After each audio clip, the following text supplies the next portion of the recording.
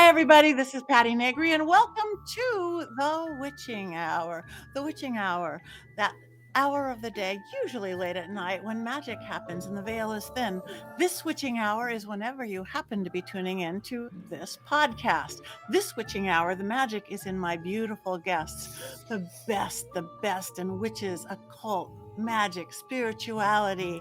And today I'm so excited to have my dog is and today I am so excited to have somebody I've wanted to meet for a long time. It's like we've sit next to each other, literally from on Yelp pages to practically within the city. So let me introduce you to Madam Pamita. Madam Pamita is Ukrainian diaspora witch, teacher, author, candle maker, spellcaster, and tarot reader. She has a popular YouTube channel for teaching witchcraft. She hosts the Magic and the Law of Attraction podcast, and she's the author of the book Candle Magic and a brand new book, Madame Pamita's Magical Tarot and Baba Yaga's Book of Witchcraft 2022. So, without me talking anymore, let me introduce you directly. Welcome, Madame Pamita. Oh, thank you so much, Patty. It is so exciting to be here with you.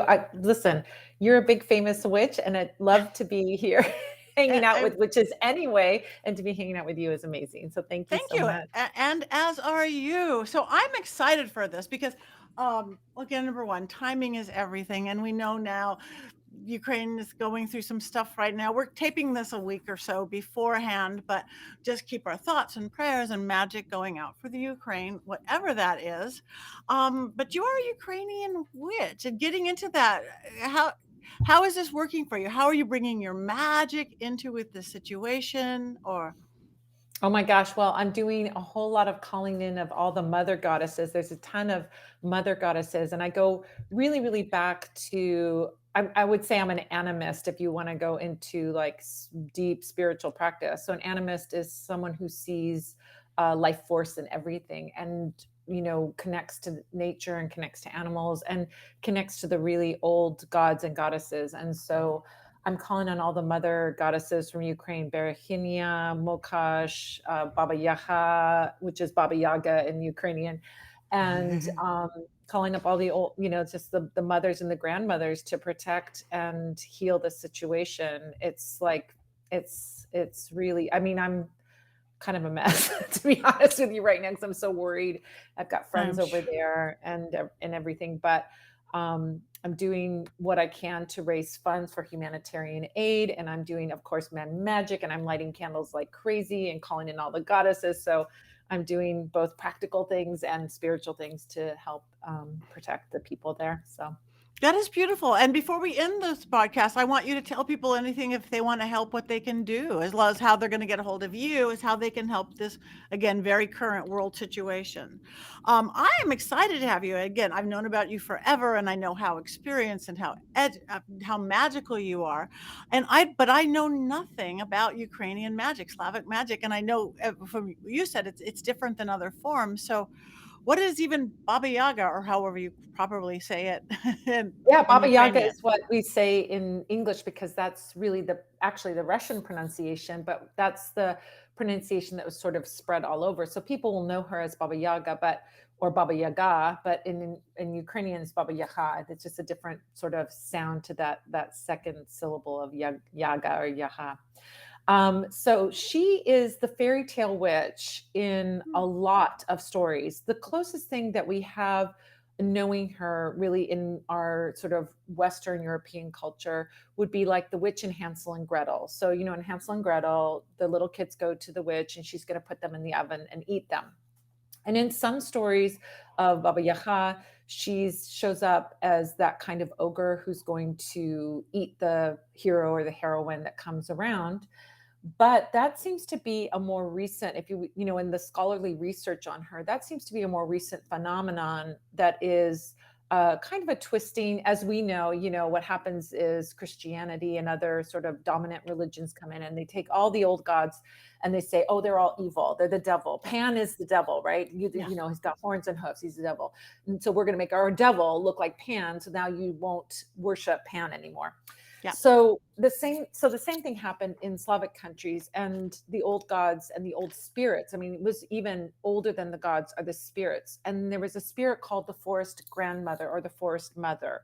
And the forest grandmother or the forest mother was the keeper of the forest and the protector of the forest. So she was aligned with all the animals. She would protect the people who honored her as they came into the forest. You would leave offerings for the forest mother and ask for her protection when you went into this dangerous liminal place, which was the forest. Of course, then dominant religions came along and said, oh, that old spirit that you believe in is evil. It's wrong. We want you to believe in our God. And so then she became, in tales, more like this ogre. Now, that's not to say that she's like Glinda the Good Witch. She's definitely ambiguous and definitely tricky, but it's just like nature. Nature can be so infinitely beautiful, but nature can also be really dangerous. And you have to come in with honor and respect of nature. You and I, Patty, growing up in Southern California, we have been out in the ocean a few times. And it's like you have to approach the ocean with respect. If you see giant waves, it's not a good time for you to go unless you're super experienced to go out in the water. If you do that, if you go out when there's giant waves, you could drown. It's that disregard or disrespect of nature that can get you in the end. And so Baba Yaga, as this forest witch, she became a witch, but this forest spirit, um, was about showing respect to nature and honoring nature. And so, when people became distant from nature, these dominant religions came in. She became a demon, an ogre. So now there's a whole bunch more to her. Of course, she's the keeper of the realm of the spirit. So there's definitely this idea that she moves in between the spirit realm or the lower world and the middle world where we live, and has this connection to death and the spirit realm. But it's not like she's a vicious ogre that's trying to kill you. So that's sort of bad propaganda that was put out there in later years. Yeah. That's amazing. And again, she sounds beautiful. And yes, they vilify everything, but Yeah. Moses had horns. And excuse me, my dog is barking in the background. We'll just hope that stops. Haven't figured out that powerful of magic yet to stop a dog's. So tell us, so I know you make candles. So tell us a little bit about your candle magic or Ukrainian candle magic, if that's different of sorts. Well, one of the things that's really in Ukrainian magic, there's definitely in Slavic magic and in particular in Ukrainian magic a great love of beeswax, and bees are being seen as really, they would say, like messengers, divine messengers, right? And in a sort of traditional way, there would be like the old men. It was generally men that were called the beekeeper magicians in Ukrainian culture, and they had their own spiritual practices where they would whisper to the bees, and they would, call forth the bees and protect the bees and do all these, magical things around beekeeping and bees.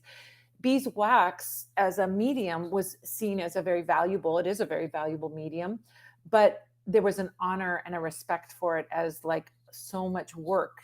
Bees have to just to make 1 ounce of beeswax, a group of bees have to make a million trips to flowers over time to make just 1 ounce of beeswax. So bees don't produce a lot of beeswax, but together collectively, they can produce enough to, for their hive and to collect honey and store their little larvae and all that. So beeswax was seen as a real magical medium. And so the candles that I make are beeswax candles, which have not only the power of a candle for candle magic, which is amazing. Candle magic is one of my favorite forms of magic, but it also has the power of the bees in it, which is extra, Mm. extra juicy, I think. I love that, and I love bees.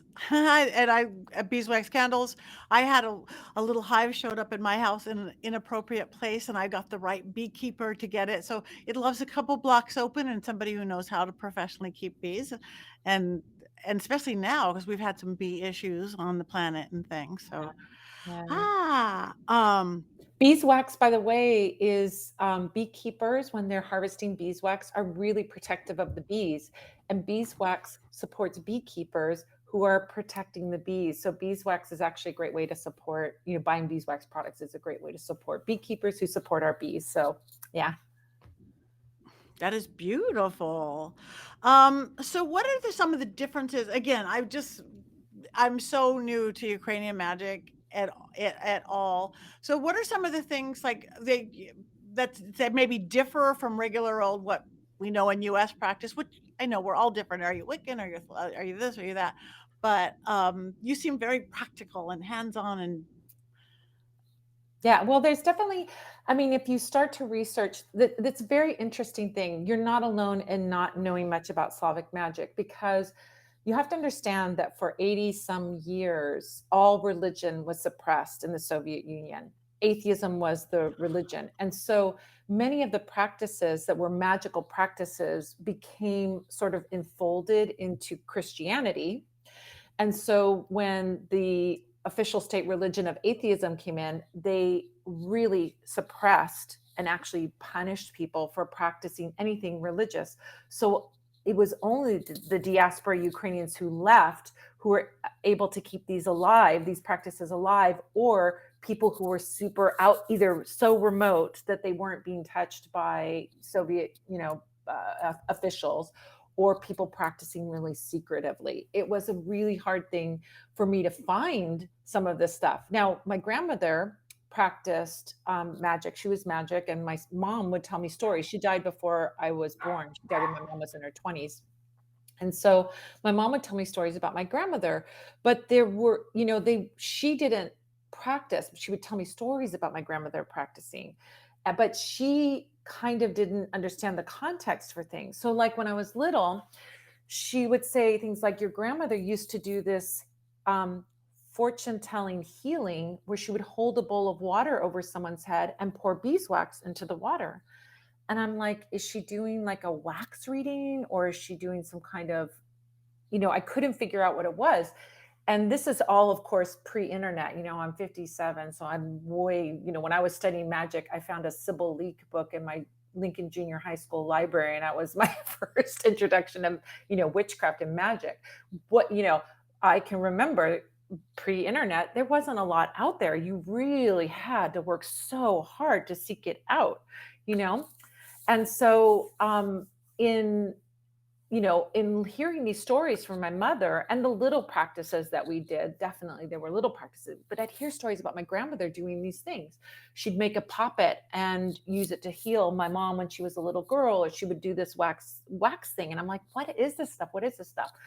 Well, I found a book called The Word and the Wax, which is about Ukrainian wax pouring healing. And I go, that's what it was. And once I found that book, it was like the I don't know, the key to the cave of wonders in Aladdin. I like opened up everything for me because once I found that piece of information, I was doing all my diligent detective work and found more and more and more and more. But it was like that one little piece was the thing that got me there, because then I was seeing that what my grandmother was doing. So it's kind of like the wax pouring thing is like a healing thing. It's a fortune telling thing sort of, but it's a healing thing where you're cutting off like a curse or negativity, much like an egg cleanse, in which egg cleansing is also done in Ukraine as well. So if you ever experience like a curanderismo, egg cleansing or anything like that, there's definitely a relation between those two. And so when I started to discover this, I had to dig so deep to find this information, because some of it was brought from the old country over here, and I could find some stuff in English, and then I had to learn Ukrainian, which I didn't know at all, to like be able to then go in and translate some things and find things and do that. So it was like a very sort of hidden magic because of 80 years. Like you could find stuff from the 1800s, and then there's 80 years of nothing, and then in the last 30 years you could find some more stuff too. But it was a task worthy of Baba Yaga, who does things like set you up to like separate the poppy seeds from the wheat kernels in this mountain, and you have one day to do it, like Rumpelstiltskin, right? So it was a really Wow. tough task to find the information. But then once I found it, I incorporated it in the book. And there's lots of beautiful practices: embroidery, weaving and spinning, eggs, magical talismanic eggs. I mean, there's so many cool and unusual things in Ukrainian magic that are different than a lot of other Ye practices. yeah, that's what I was gonna actually ask you next. Because again, I don't have your book yet, sadly, I cannot wait, but you ta it talks about, weaving and things like that, so that's part of magical practice. Yeah. So understanding that weaving, I mean, you can see it in so many cultures. Ukrainian culture is not the only one that has like weaving and magic being put together. So many of the practices that are old magical spiritual practices go back to prehistoric times, really to prehistoric times, where weaving was seen as an act of destruction and creation. You're destroying, let's say, the wool. I mean, you're just taking the wool off the sheep, which is an act of destruction, but then you're using your own magic to turn it into thread, that which then can be made into cloth, which can then be made into clothing to protect you. So it's like that idea that there's destruction and creation in magic. You're destroying a candle to do a spell, you burn the candle, right? So it's Yeah. that whole process. We see that in the three fates in Greek mythology. So the fates would spin, measure, and cut the thread, and Yeah. that was seen as like the thread of life. So weaving magic exists in every culture. It's definitely got its own flavor in Slavic magic and in Ukrainian magic, but it's something that we see in a lot of cultures. One thing that's really interesting, are you into like Celtic magic at all, or do you Yes, know? yes, yes, yes, Okay. yes, So yes. Celtic, I study a little bit of everything except Ukrainian, so, well, because there's so nothing to go. study. There was nothing out there to see. So you weren't to be blamed, because even I, who was searching really diligently, had a hard time finding stuff. So in Celtic, so Celtic, the Druids, right? The Druid practices, the Druids were the priests of the ancient Celts. The Celts came from Central Europe. They didn't start in Ireland and Scotland. They came from Central Europe and migrated there. And the most fascinating thing is that we find that common denominator of the Druid practices showing up in Slavic magic and showing up in Celtic magic. And so when you start to see these connections, the little bit that we know about Druidry and we know about Celtic magic, because there isn't a lot because it wasn't written down except by the Romans, right? Right. The same thing we find in Slavic magic. We get it wasn't written down, and it was translated and talked about by Greeks and Greek Orthodox Christians and so on. So there were outsiders talking about these practices, just like in the Druid practices. But we can see commonalities: worshiping oak trees, creating temples under in oak groves, and so on and so forth. So there's a lot of commonality there. So it's fascinating. The deeper you get into it, it's like a rabbit hole I never want to get out of, actually. You know? Oh, yeah, that sounds beautiful. So how do you bring, again, my show is kind of like every bit about living your life now, empowering your life.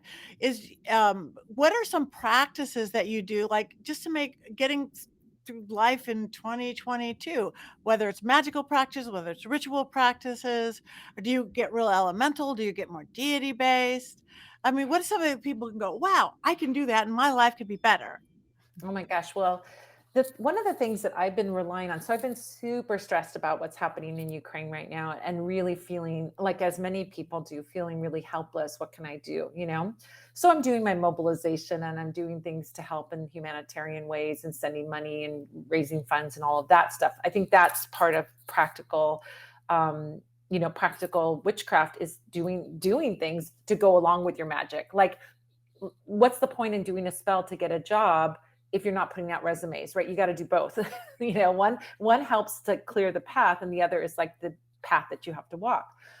So one of the things that I've been finding that's really helping me is, in Ukrainian spiritual practice, going back again to ancient times, embroidery was seen as a way to create talismans. So if you look at what I'm wearing right now, this kind of blouse, this is actually a machine sewn one that's a modern one, but I have antique ones that are hand sewn, hand embroidered. This That's is a beautiful. it's a blouse that's called a vyshyvanka. So vyshyvanka means embroidery, so an embroidered blouse.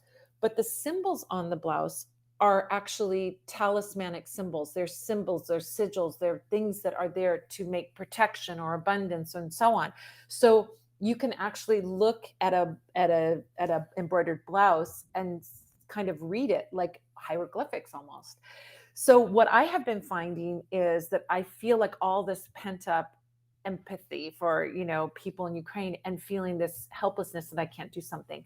So I've been embroidering as a meditation Mm. tool, embroidering protective talismans for people, in not sending them there, just embroidering them to send that energy out.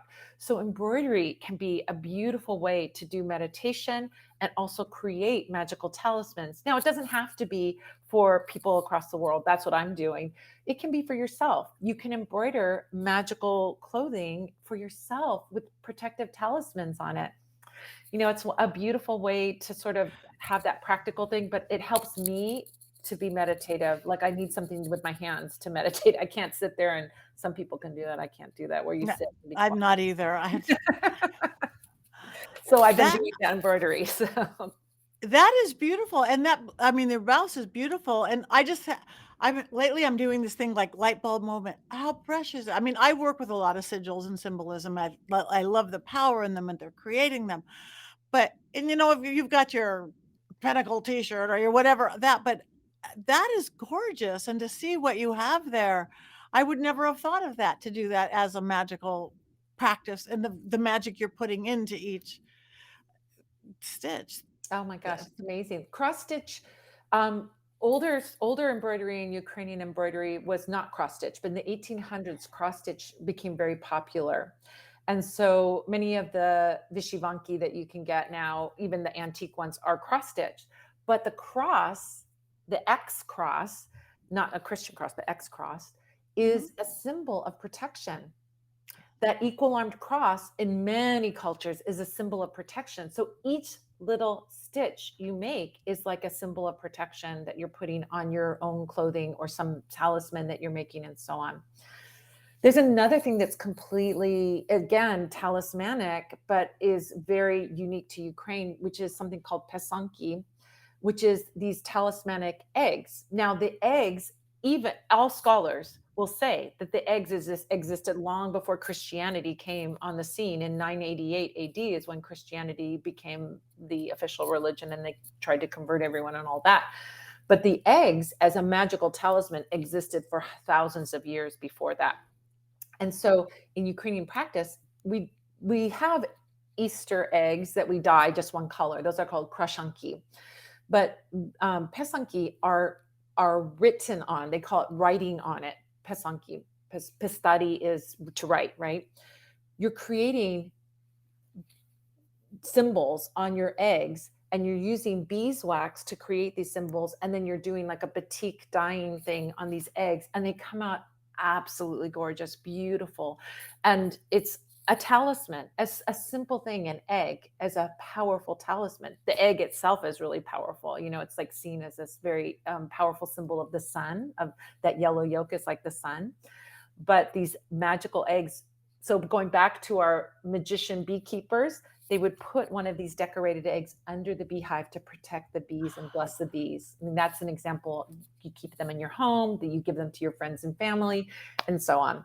So if you look up Pisanki, it's spelled Pysanky, and I have a chapter about it in my book. But you'll see these gorgeous eggs, and they're not Easter eggs; they're pre-Christian.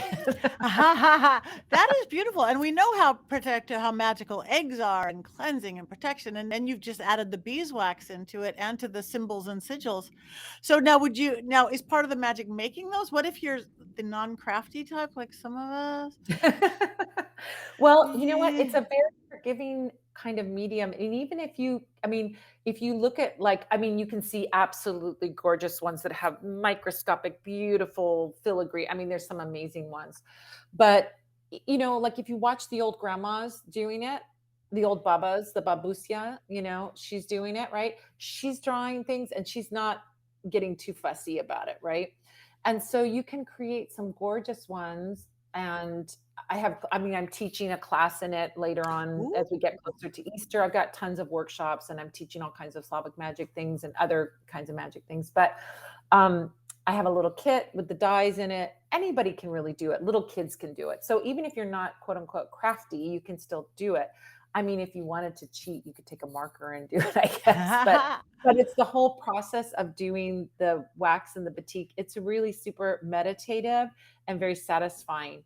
And one of the things that's interesting and unique in the creation of these things, whether it's embroidery or an egg or a flower crown, which is another whole amazing Ukrainian practice, is creating flower crowns out of special herbs and using them on the summer solstice and so on. But when you create these things, there's always an admonition that you have to be in a state of mind that you want to empower into these things.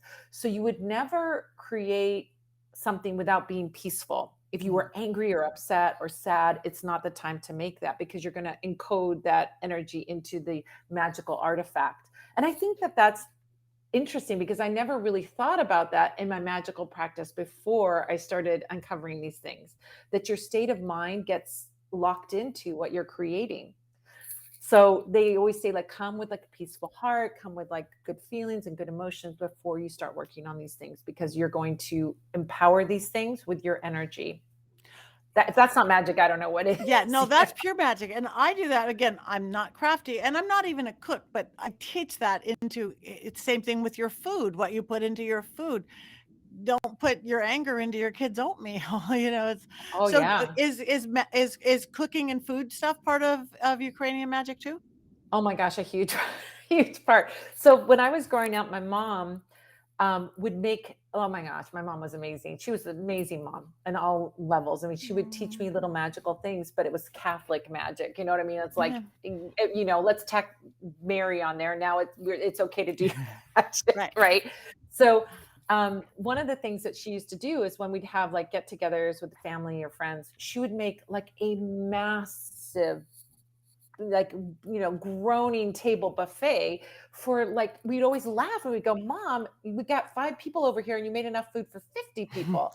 And I thought that was just like my mom's quirk, but it turns out it's a totally Ukrainian thing. It's like abundance and always hospitality, always being hospitable, always offering people food and drink and a cup of tea or a cup of coffee and coffee cake or something when they come over. So when I discovered that was like this cultural thing. Well, food is huge in Ukraine in terms of magic. I mean, there's all kinds of magical foods, poppy seeds, bread is huge. Like if you look and watch, there's lots of videos of people presenting a loaf of bread to a guest. In the top of that loaf of bread is a little bit of salt, a little dish of Hmm, salt, and they're meant to take off a piece of the bread, dip it in the salt, and then eat it.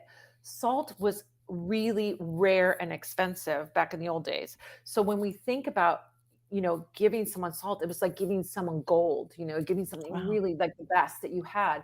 And the bread was like to sustain you, but the salt was like the flavor and the honor that you would show the guest, right? We also know that salt as a magical tool is like an amazing magical tool for cleansing, clearing, cutting energy, protection, and all of those things. Lots of salt spells.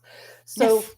we have food in magic, in Ukrainian magic. Food is huge, and there's magical foods: mushrooms, garlic, bread, salt, eggs. All of these things are, they're the common people's foods. They're what we all share, but they can be imbued and are seen as magical and can be blessed and, of course, empowered with our magic.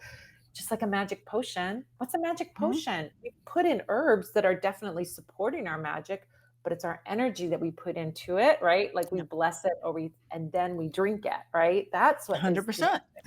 Yeah. so that's how food is. Food and drink are really seen as very, very magical and a really big part of Ukrainian old traditional spirituality. Yeah. That is beautiful. So is your spell working? Is it very elemental and stuff? Do you work with air and fire and water and earth? Do you get very elemental in how you do things? Yes, and it's interesting because the elements are seen as like, I think that a lot of times we look at like Mother Earth or Mother Nature, right? And we picture her, if you remember back in the old days, it's not nice to fool Mother Nature, I right? I There was an love old that commercial. commercial. So in that commercial, there was a woman walking around and she had flowers on and she was all drapey and looking beautiful.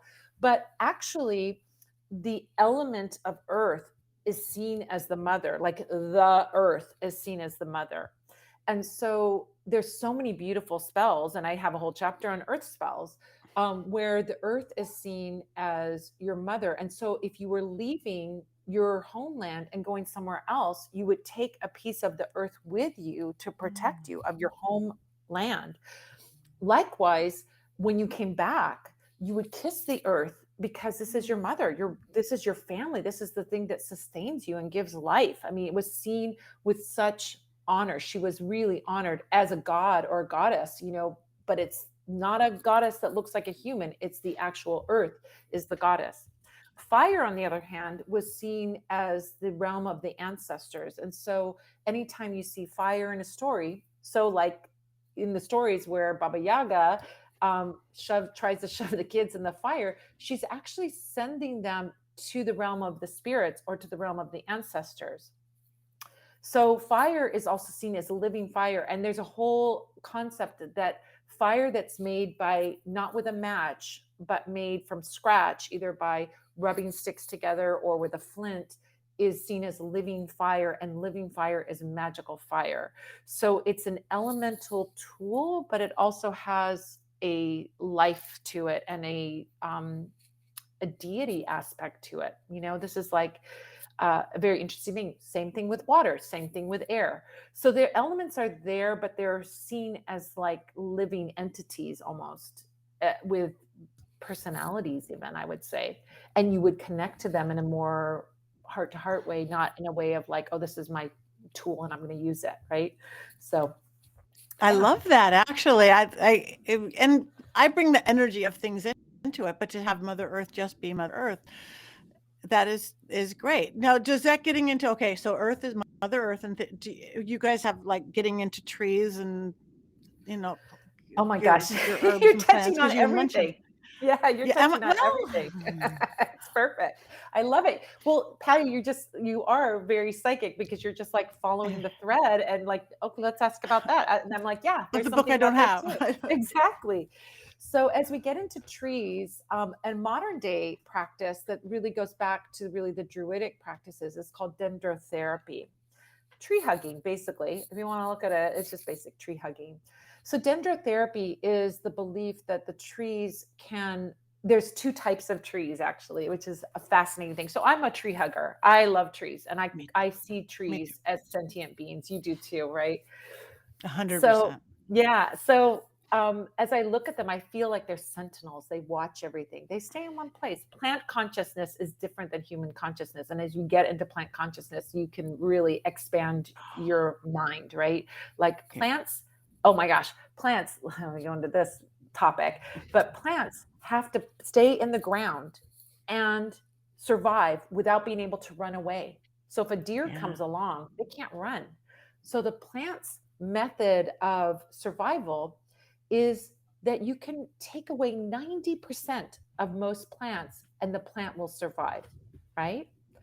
So it's not like us, like if we lose our head, that's it, it's all over for us. A plant can actually give and give a substantial amount, although I wouldn't recommend picking 90% of a plant, but it can survive even with loss of a branch or a leaf or fruit or whatever. So plant consciousness is different. It's less possessive than human or animal consciousness. Trees stay there and they see or sense everything. And science has shown this that trees do have a consciousness. They connect to one another, they communicate with one another, they help one another. They use the fungus as a sort of connection between to send messages to other trees. So if there's a problem over here with this tree, the other trees will get that message and they will support the tree. We see that with even with trees that have been chopped down, and the other trees send nutrients to that tree so that it can sprout a new leaf, so that it can go through the photosynthesis process, right? It can't do it without photosynthesis. And other Yeah. trees will help it. So trees are very communal and they have a consciousness. Trees, this is the thing that I found fascinating. In dendrotherapy, there are what are called donor trees and vampire trees. Now, vampire trees doesn't have the connotation like vampire does for us, but I loved that the word vampire was in there because I think it's kind of fun, to be I honest. I'm part of the I get all that. That's my world. So, okay, we're good. So there's donor trees and vampire trees. The donor trees are there to give you energy. So if you feel depleted or you're feeling like, oh, I have no energy, the donor trees will refill your tank.